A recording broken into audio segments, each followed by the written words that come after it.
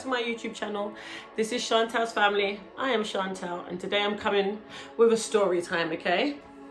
I'm gonna talk to you guys how I was pregnant at 14, had my first child at 15, my second at 18, and become a single mom of 2 boys at 18.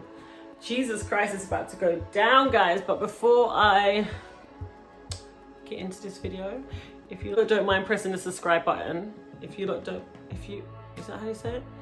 If you don't mind smashing, that's it, smashing the subscribe button down below. If you like this video, leave a comment and a like. And yeah, so this is about to be a crazy one, I think. I haven't really thought about it all. Like, I've never had to really talk to anyone about it or go back on it or think about it. I kind of just keep going forward. Like, I see myself as like a little shark. You can't swim backwards, you can only go forwards. Guys, excuse my hair. It's still wet from the shower. It's that time of the month and I'm just feeling run down and ill. Also, I thought, you know what, I'm gonna do story time.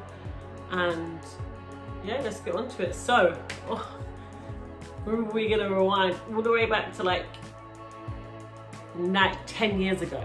Oh my God. It literally sounds crazy when I say it. 10 years. 10 years back. Practically 11, but we're just gonna go with 10 because it just sounds better. It's just easier. But yeah, so me and my first son's father. By the way, I got 2 baby fathers. For those who don't know, don't judge. It doesn't always work out the first time, and it definitely might not work out the second in my experience, okay? But never give up. Not that I'm gonna ever have any more kids. I don't think I can afford the ones I've got right now-ish. They're expensive. They're getting more expensive the older they get. So I'm gonna just stay here with my 2. But anyway, so yeah, 10 years ago, me and my baby father, well, my group of friends and his group of friends, so like all my girls would be kind of like fancying them, and they'd fancy us, and like it was school days. He was a bit older than me, so I don't think he was even in school. He was like, I think he was 16, just going on 17, and I was 14, going on 15. It sounds a bit crazy, but it's not, guys. You know how it is. Should I cut out the ages? I think I should cut out the ages. Anyway, so we was at the stage in our relationship where we was, you know, having sexual intercourse, and I'm telling you guys right now, that damn condom split, okay? It split. No one can tell me it didn't. The only mistake we made is we carried on going once it had split, okay? So it split and we just kept going, but yeah. So yeah, we had sex, condom split, so we kept going, and then obviously we was just like, F it, we might as just go another round. Like, gonna have to get the plan B in the morning, so yeah, we'll think about plan B tomorrow. So we went at it again. Oh my God, I can't believe I'm telling this story on my platform. So yeah, so cool. So then the next day, got the morning after pill, you know, you get that stuff for free when you're young. They don't want you to be having kids, guys. You got that for free. Now when I go to get it, I pay £26. If I'm lucky, £21. It depends what pharmacy you go to. But I'm telling you, it's expensive. So yeah, got it for free. You know what? Yeah, it was just never thought of after that. Like, to be honest, I don't even think that definitely wasn't the first time I've took a morning after pill. So it was never like a issue. I've never thought about it again. And then I don't even know what happened. I think I like way missed my period. But you know what? When you're young, you're so disorganized. It's like you don't know your dates. Like now, I know my dates. Even though I have the little Flow app, I know my dates. Like I know when I'm due on. Like you should know it's normal. Like as a woman, it's like, I know at the end of the month is my time. Some's middle, some's beginning. You know what I mean? But I know at the end of the month's my time. But obviously, being young, I never knew. And yeah, so I don't even know. It was just so weird. Like, I remember just thinking, I think I'm pregnant. And guys, I'm gonna tell you now, yeah. I was working in the market flower store in Tooting, and I weren't making money. And obviously my mum, we're like from a lower income family, so we weren't making money. And I'm not even going to my mum and asking her for money for a pregnancy test. She wouldn't even give me money generally, so let alone having a pregnancy test. I'd go months without new trainers and stuff, you know. I had to do things to get stuff. I'm just justifying the fact of what I'm about to tell you guys. So, oh my God, look at my hair. So anyway, took my little self to Superdrug, you know, and I stole a packet of 2 clear blue pregnancy tests, which had the it's like, it will tell you if it's pregnant, not pregnant, and it will have like the weeks that you must be. So yeah, it's like I was at work these times. I don't even know who I thought I was to be going to steal while I'm at work. If I got caught, then what happens? Do you know what I mean? So I've gone to these pregnancy tests in this most horrible toilet because, as I said, I worked in the market, so the toilets was horrible. And I remember going like, oh, I'm not pregnant. Like, you know when you just take it to clear your head? No, ma'am, I was pregnant. That pregnancy test shut up so quick. So I took the other one, yeah? Said the same thing. And I said, no, not me, ma'am. No, not me. You know when you just never think it's gonna be you? I never even thought, like, I played a big part in raising my siblings. So I never considered really having kids for myself. Not that I didn't want them, but I was young. Like, I was already raising kids. So I just wanted to like try and live my teenage life. So I took myself straight back to Superdrug. Oh, that Superdrug used to kill it. I'm sorry, I'm just horrible. But yeah, I was young and dumb. Took myself back to Superdrug, and I this time got 2 packets of 2 times clear blue, yeah? And all 6 of those tests, all 6 had come back saying pregnant. Oh my God. Thinking of it is actually quite like, not sad, but crazy. So I remember my son's father being at college at the time, and I told him, yeah, when you finish college, you need to come meet me because we need to talk.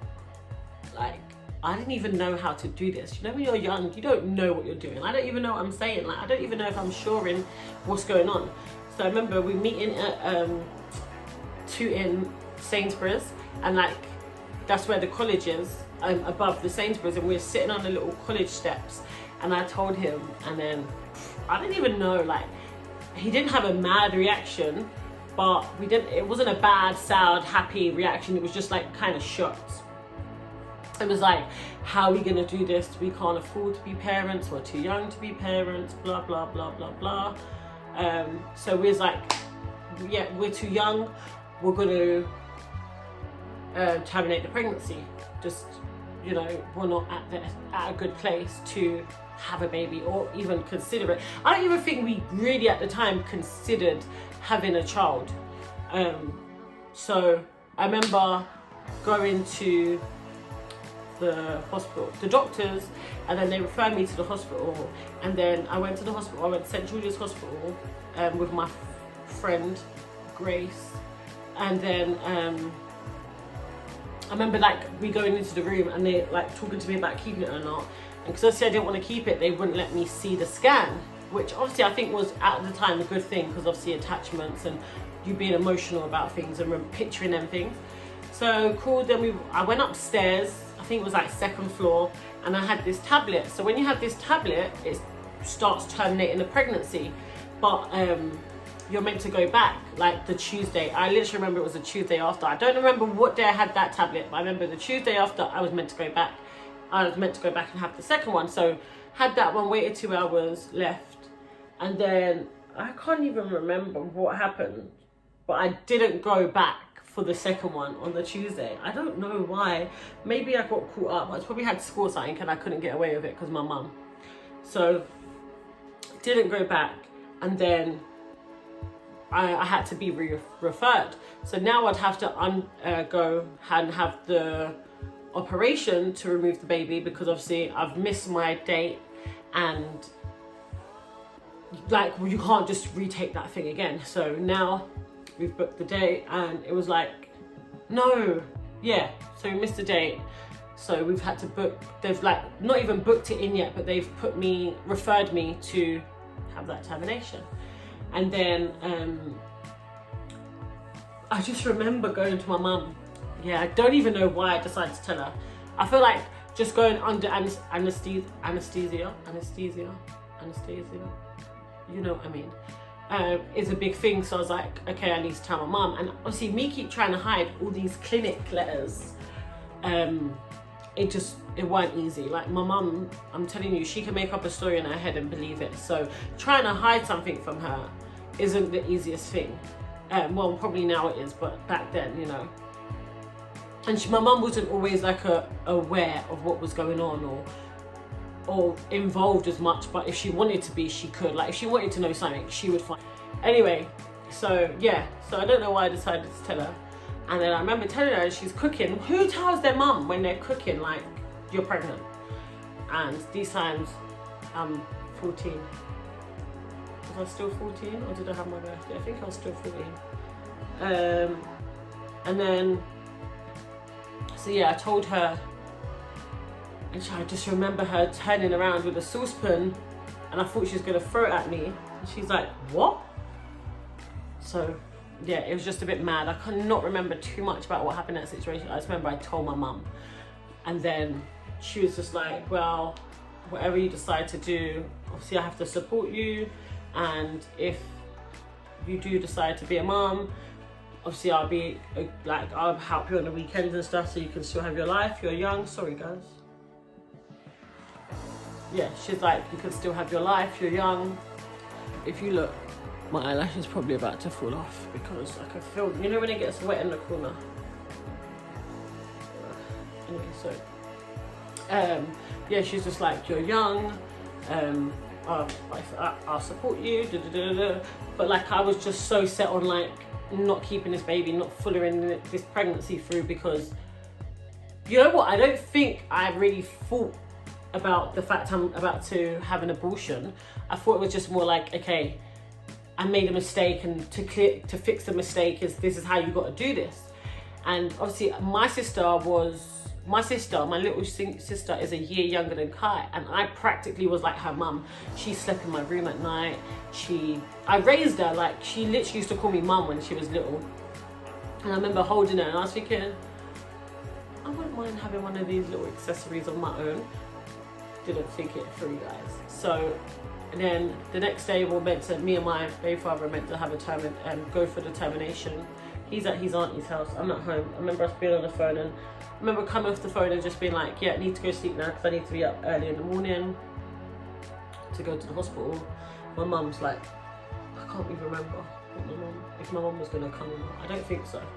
And then in the morning comes now, and my baby father, my son's father, me, and just said, I don't think we should go through with it. I don't think you should be on that table. We'll figure this out, you know, like we haven't got income, but we'll work something out, blah, blah, blah, blah, blah, blah, blah, blah, blah. So then we decided to keep it. So we've bailed on the hospital twice now. So the hospital is just probably not even with us at this point. And then we booked an appointment that day to go see the doctor. So we've gone to the doctors now. And the doctor's like, okay, well, we need you to go to the hospital if you want to keep this child, because your baby's heart could have stopped when you took the first tablet. Bearing in mind, we took this tablet weeks ago. So remember, we took the morning after pill, and then we took the other tablet to have the termination. So me and my father were like, oh my God. And they're just saying like, if the baby's heart is still beating, there could be something wrong with him. That's what I blame his ADHD down to. No, I'm joking. I don't think that's that. But I think that's just family. It's run through his dad's family. So yeah, anyway, so I've gone to the hospital now, found out everything's fine. His heart's beating very strong. And then, like, I don't know, we just come to a realization that, like, we was obviously meant to keep Kyron for us to take the morning after pill, the other pill, go nearly have the like termination, and then the doctors telling us that your baby's heart has probably stopped beating and he's not actually a baby anymore, he's passed away. So all of that together, I think, is a lot for a 15-year-old, because yeah, I'm 15 at this time, because my birthday is 6 months before Kyron. So I'm 15. I feel like this is a lot for a 15-year-old, but you don't really consider it, you know. Like, I was in school, I dropped out of school, I went to centre. Well, to say I dropped out of school, I actually got kicked out of school, but I went to centre, and then obviously being pregnant, I dropped out of centre, because centre's just not a place that you should be pregnant. Like, a centre is like for you being like misbehaved, which I'm not gonna lie, I hold my hands up, I was a horrible teenager. Like, for any teacher that ever dealt with me, I apologize. From now, I was just a pain in the ass. I wasn't so much like so aggressive and abusive and rude, but like, yeah, I had that attitude, and you can't tell me to wear school uniform. I would make my own fashion for school, guys. I'd wear whatever I want. I would, like, yeah, I just never really cared, like, for uniform or what the teacher told me. Teacher would, like, tell me they want my phone and stuff, and I'd never give it to them. Like, I'll be like, yeah, I have my phone, but it's mine, it's not yours, I'm not giving it to you. I was just horrible. I did a lot of bad things, I think, when I was younger. And yeah, so anyway, went through all of that, and then I remember, like, getting pregnant and going into labour. So now, like, I'm still, all this time, guys, I'm still working at the market, but obviously where I'm not in school now, Simon, my boss, he's one of the best, was giving me like extra shifts, and like I was making like, I think like £25 a day, or at first I was making like £15 a day. Then he found out I was pregnant, then it went up, and then towards the end of my pregnancy he was like giving me like my £25 a day and then £5 extra for the baby, because I was pregnant. He used to drop me home. Like, he was really good. Like, he was quite like a family friend as well. It wasn't just like this random guy but yeah, he was really lovely. And so I was doing like more days to afford, because as I said, I was a low income family. My baby father's family wasn't really like there to buy anything for us. It was all on me kind of thing to buy all the baby stuff. My mum bought the buggy, but I mean, generally, no, my nan gave me a buggy, and then my nan gave me a buggy, then my mum bought me another buggy, because I didn't really like that one. But yeah, so I remember finishing work at 8 o'clock and getting home for about, no, I finished work 7 o'clock, got home at 8 o'clock, showered, got in bed, and I was chilling. And you know, at the end of your pregnancy, it's like you're nesting. So I'd come home from work and I'd be cleaning, and I'd be in baths all the time. Like, they'd say you're not allowed hot baths, but you know me, I'm in hot baths. I'm in like scorching baths. I remember getting home at 8, going to bed about 9, 10, and waking up at 12 o'clock, went into labour. Yeah, and then that's when, after a 12-hour labour, I had Kai. Well, actually, my labour was 14 hours, but it was practically 12, because the first 2 hours, I don't think they really class as labour. But like, I didn't go straight to the hospital. I went to the hospital like 2 hours after. So really, we classed from when we got to the hospital, my labour time, which was 12 hours. So we got to the hospital like 2 something, we had Kyron like 2:32. Was that remain? 2:32. I had the Kyron, yeah. So yeah, so then we did that. Then moved out of my mum's house. I'm just gonna skip. So moved out of my mum's house, went to a mother and baby unit. It's where you go when you're underage, but you can live on your own, but because you can't live at home, but you're not old enough, because you have to be like 17 or 18 to live on your own now. And then, so I went to mother and baby unit. Then me and my baby father kind of broke up. Long story to that. Really can't bother to go into that. And then I was just moving around from units to temporaries to, they just moving me then they moved me to another mother and baby unit, but it's semi-independent, so I lived there with another woman. And like I had so many problems with the staff because they would like, there was broken stuff in the house, the TV fell, nearly hurt my child. They tried to get social services involved. Guys, I've never had social workers in my children's life, but they tried to get social services involved. And when the social worker comes, sat the social worker down for a good 2 hours. They didn't even show up. She sat the social worker down for 2 hours. The social worker was like, yeah, I'm not supposed to tell you this, but we won't be coming back, so on and so forth. So that, it was like they didn't want you to succeed as a young parent. So they basically found an excuse to evict me. They said I was too aggressive, so and so. So basically, I got classes, made myself intentionally homeless, which means that the council won't help you. Really, I was young, I should have appealed it. So I went back to live at my mum's house for a bit, which was horrible, okay? Horrible, because you're back under somebody else's rules. Like, it's just, yeah, horrible. And then went to like this party. Then the next day went back to the house to just chill, and that's where I met my baby father. And Kai was literally like, I think he was like just over 1.5. He was like around 1.5. So yeah, I met my baby father, and then I was like back and forth from my baby father's house. And then Kyron met him, started staying there. Was when he was with his dad. When Kyron was with his dad, I was at Quadri's. But me and mom was having issues because my mom wasn't happy that I was happy with my baby father. I don't want to put it that way, but that's just how I felt when I was younger. And I haven't really rethought that, so I'm just going to stick with that. So she just kept kicking me out. And then one Christmas, like just before Christmas, she put all my bags, all my clothes, everything, me and Kyron stuff out in the snow. And like, I was young, I didn't have money. Like, again, low income family. I was on benefits, so I was getting supported by the government to even raise my child. And then, guys, this eyelash, I'm sorry, this eyelash just needs to come off, yeah? It is just, it's just, oh, Jesus. I'm sorry, but that was just itching me. I don't know if you saw how many times I itched my eye. Ooh, free. Anyway, yeah, so like, as I said, low income family. So I couldn't afford to get my stuff moved from outside. So my stuff literally sat outside. And me and my son went to live at my baby father's mother's house. Thank God I have a grandma. That woman is amazing. But, and then Kai went to stay at his dad's house for like 2 weeks. I was at my baby father's house back and forth. Then my baby father and his mum wanted me to move in. No, and then I went back to the council, and they gave me like a temporary accommodation while they review my status, yeah, like see if I'm made myself potentially homeless or not.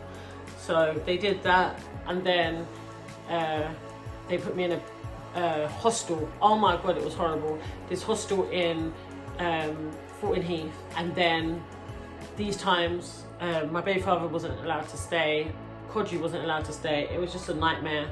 I was just in a horrible place in life. Obviously, me and my baby father had a good time before. Me and Kodri had a good time before we ended up having a child. But like, yeah, it was. I had asked when I found out I was pregnant. So in a mother and baby unit, and bearing in mind I've got a child, but my baby father just keeps going on. Like, well, I say my baby father now remains father now. But at the time, he was just my boyfriend. Like, always talked about, when we have a kid. And I was like, yeah, I'm not having a kid. I'm not really having another kid. The first baby father didn't work out. I'm not doing it to myself. Kyron, don't need that. Whatnot. And then Kyron turned 2. And that's when I conceived. It must have been around Kyron's birthday I conceived. Because Romain is literally 9 months apart from Kyron, and he's born 9 months. Kyron's Romain's 9 months apart, and Kai's birthday is the 10th, and Romain's birthday is the 8th. So I literally conceived when Kai turned 2. And then, yeah, so these times the housing people said, yeah, they can't help me. So we went to live with Kodri's mum. So I was living there through my pregnancy with Kyron. and Kodri. Me, Kodri and Kyron was in a bedroom, and we literally had like my bed, Kai's bed, and a cot, just all in this one room. It was hard, but like Kai never chilled in the bedroom. Kai was always like around the house, in grandma's front room or in the other bedroom, or Kai was just everywhere. But like our living space was the bedroom, which was very hard because that's like a lot of people in one room. And then yeah, that was another hard pregnancy because again, I'm a low income family. I didn't really have much support from my mum at the time. My mum was in a bad place. Grandma was like low income. My baby father had no income. I'm not joking. That's my hair is going dry and funny. So I was like paying for everything again out of Kyron's benefit money to buy Remain stuff because I didn't want Remain born with nothing. So had to go through all of that. And then see why my baby father is on and off cheating on me, which was crazy because now I think of it, it was like wow. And then so yeah, I had Remain, which was that labor was really easy actually. It's like the last bit was hard, like scary, but other than that, like the pain was good, it was fine.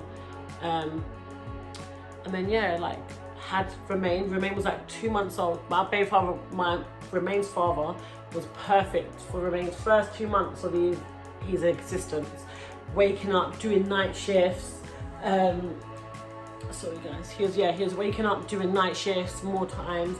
He was like bathing the baby. Me and grandma was arguing a lot because Remain was born in the winter, and he also his organs was stunting growth when he was in my stomach, which means that his immune system, when he got fine after, but it means that his immune system was low.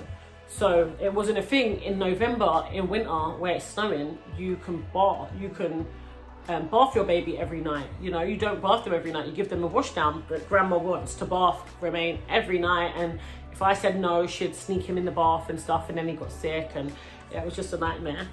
And then 2 months hit, and my baby father practically disappeared and left me and his mum raising the boys on our own. When I say disappear, he was out with his friends all the time. When he was making money, wasn't bringing no money home. I'm not even trying to put him down. I'm just keeping it real. Like at the time, obviously he was a bit young, but he wasn't young. I was younger than him, but it was like, yeah, I was left to raise this child that he wanted more than I did at the time. And yeah, he was on and off, back and forth. He was with his friends. He was cheating, this and that. So it was just like I had enough, and I left, went back to my mum's for a bit, and then I was gone for a couple of weeks, and then he was like, no, let's try again. So went back, and literally the day I moved back, it was like the evening I moved back, the next day the same guy is out again with his friends, and it was just bad. And then I remember him not coming home, and I used to just cuss him all the time, like what was the point? And then one day he called me from the police station. Oh, we skipped the whole part. Let's go back 2 months. So just as I had Remain was like maybe a month old, and then my first Kyron's father went to prison, and he's doing a long sentence as well.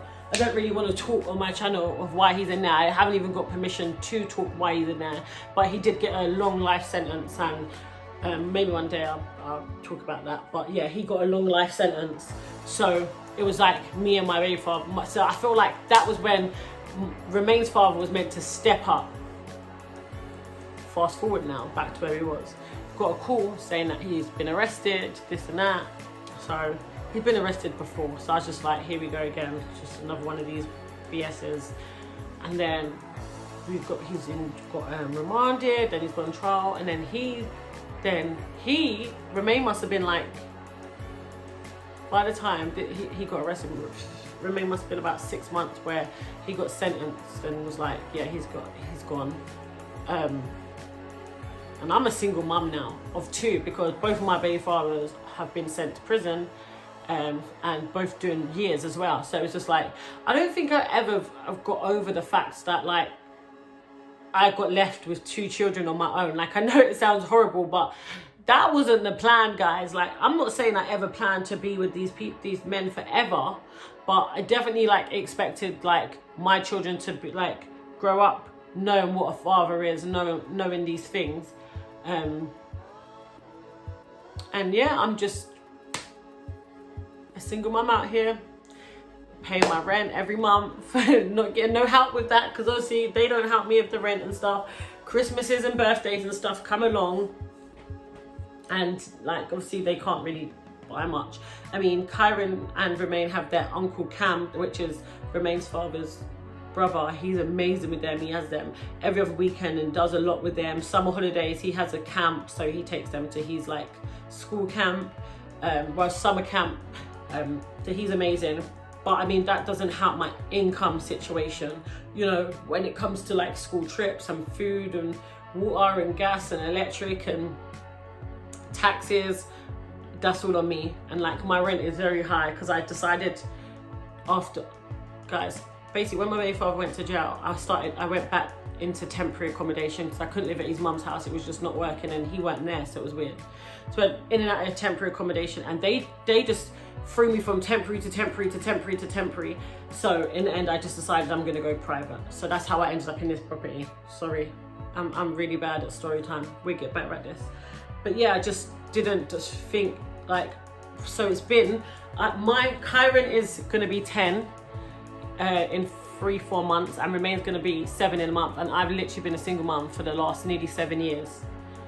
On my own, like, and I had a ex, and he was like very there for Kyron and Romain, but it was never like father figure, or never had someone step in and them call him them dad, or so it's been a hard 7 years, you know. And like, I think sometimes my children's father don't understand what that means. Like when they're just saying about like being in prison is so hard, I'm like, I'm not gonna lie, I will give it up. Like I'll do a year in, I'll do a year out, you do a year in, because I need that break. Like, it is hard, you know, like, especially raising boys, because I'm a woman. Like, I don't know how to teach a man how to be a man when I'm not a man. Like, obviously, I've definitely set boundaries and rules, and they're doing well so far, but I never wanted it to be like that for them, you know? But, guys, I'm going to end my story time here, because this is a good 30 odd minutes in, and yeah, and put some comments and tell me what you want my next story time to be about.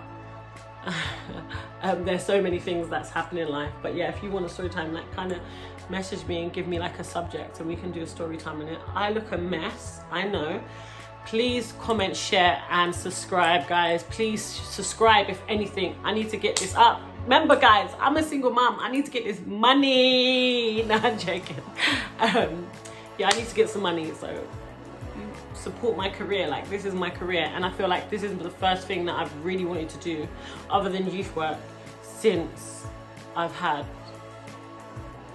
like being a single mum. Like, I've been a single mum 7 years, and I've been had to work so hard, like jobs after jobs after jobs, to make sure my kids have. So yeah, this is the career path that I really want to go down. So I just need you guys to help me get there, you know, give me some recognition. Like, I'm really out here doing it on my own, and if you guys need any advice or just comfort in, leave a comment and I'll get back to you. I'm good at coming back at the comments while I've got like my little family so far. So yeah, remember, subscribe.